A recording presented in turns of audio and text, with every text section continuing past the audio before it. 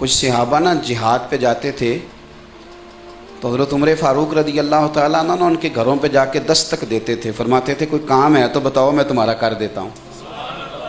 क्योंकि तुम्हारे गरीब लोग जो गुरबा हैं, अगर उनको थोड़ा सा वक़ार मिल जाए। मैं क्या करूँ कि मेरी महफ़िल मिलाद की सदारत भी वो करता है जिसने 50,000 महफ़िल में दिया हो, और यहाँ ऐलान होता है स्पीकर से फ़लाने साहब आगे आ जाए, फ़लाने साहब।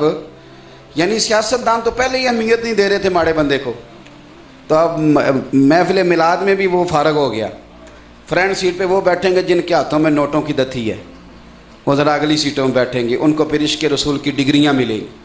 तो मेरी गुजारिश है कम अज़ कम जो आदमी आपने देखा है कि 30 साल हो गए मस्जिद खोलता है, सफाई करता है, और बेचारे की फ़ोटो भी कभी नहीं आई, और मस्जिदों में ड्यूटी करता है, तो मेहरबानी करें उसको भी कभी फ्रंट सीट पे बिठाएं। महफ़िल मिलाद गुरबा को ज़रा आगे बिठा के खाना खिलाएं, उनके साथ ज़रा प्यार करें, उन्हें ज़रा तवज्जो दें। वो पूछें क्या हुआ है तो उन्हें कहें कि हुजूर का मिलाद आया है। और महफ़िल मिलाद का को मकसूद ही गरीब की बात करना है। ये बहुत सारे लोग हैं जो कहते हैं कि मिलाद शरीफ ना करो, गरीबों को दे दो। तो मैं उनसे भी अक्सर कहा करता हूँ कि यार आप गलत फहमी का शिकार हैं। देखो यही तो वो महफ़िल है जहाँ बात ही गरीबों की होती है। कोई भी ख़तीब छोटे से छोटा जब मिलाद का जिक्र छेड़ता है तो वो कहता है नबी पाक गरीबों के गरीब नवाज बन के आए। तो यही तो गरीब परवरी का जिक्र होता है। तो ये महफ़िल बंद कराने का आपका मकसूद गरीब के हुकूक पामाल करने वाली बात, तो यही तो जिक्र होता है। तो मेहरबानी फरमाएं इस पर एक तवज्जो दें। एक गुजारिश मेरी और है आपसे, आपको पता है कि मिलाद शरीफ में गरीबों का भी जिक्र होता है और बेटियों का भी बड़ा ही जिक्र होता है। यानी बार बार कहा जाता है कि हुजूर के आने से पहले बेटियां जिंदा दफन होती थी। सुनते हो ना ये बात?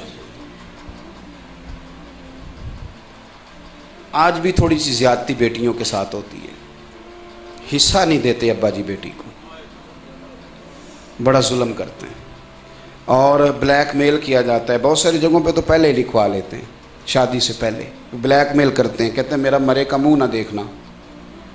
तो मेरा ख्याल है इतना जालिम आदमी जो बेटी का हक मार के बैठ जाए उसका मुंह वैसे भी नहीं देखना चाहिए। तो ज़रूरी है उसका मुंह देखना जिसने हक मार लिया और इस तरह मारा ब्लैकमेल करके। तो मेरा ख्याल है कि इस महफ़िल मिलाद पे ज़रा ये वाली तहरीक भी पुरजोर करें। और बेटी का हक सिर्फ उसने नहीं देना जिसकी 4 मुरब्बे ज़मीन है, 5 मरले के घर में भी बेटी का हक होता है, उसका वहाँ भी हक होता है। रब्बा कहता है तेरी शादी कर दी थी तो बेटे को कारोबार नहीं शुरू करा के दिया जो उसने ज़ाया किया था, फिर दोबारा कराया, फिर तीसरा कराया, फिर बाहर भेजा तो वहाँ से भी आ गया, वो जितने मर्जी ज़ाया कर दे। तो अब्बा जी गिनते ही नहीं और बेटी बेचारी का हक मार के बैठ जाते हैं।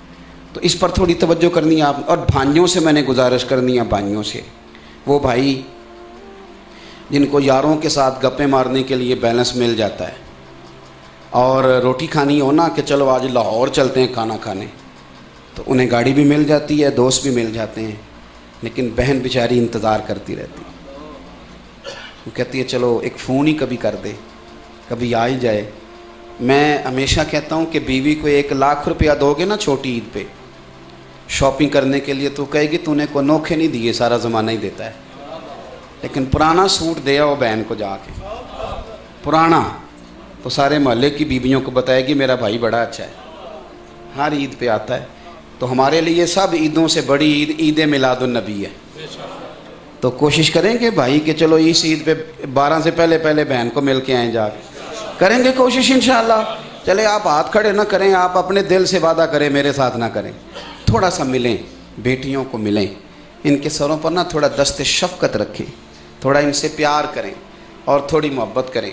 और जो हमारे घर आई है वो भी किसी की बेटी है, इस तरह करें कि 12 रबीउल अव्वल से पहले पहले इतनी नेकी करें कि उनकी भी थोड़ी थोड़ी कोताहियाँ माफ़ करें।